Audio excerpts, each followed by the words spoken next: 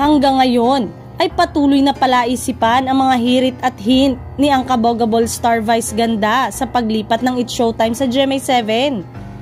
Say kasi niya sa Monday episode ng Kapamilya Noontime Show, narinig nyo ba yun? I-manifest ang the best days. Dagdag pa niya, the best days ang taray. Everyday dapat nang go-hope tayo ng mga best days are coming. Kita naman sa mukha ni Navong Navarro at iba pang host ng Noontime Show ang saya at excitement sa sinabi ni Vice. Dahil sa sinabi na yon ni Vice ay hindi maiwasang isipin ng mga viewers na ang best days na tinutukoy nito ay ang posibilidad na paglipat ng It's Showtime sa GMA7.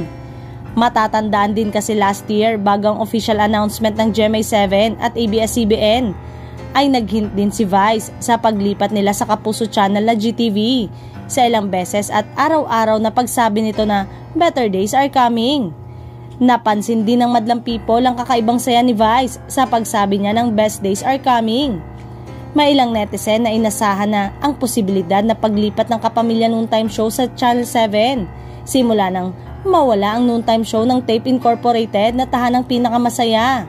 Pero mas marami pa rin ang excited sa bonggang move na ito ng Noontime TV. Nitong Miyerkules, sa opening ng It's Showtime ay tinanong ni Kim Chiu at iba pang host kung ano ang mga nabalitaan ni Vice sa management ng ABS-CBN. Pero hindi na ito nagbigay ng iba pang detalye. Inaabangan na rin ng madlang people ang mga ibibigay na hint ni Vice sa mga darating pang episode ng It's Showtime.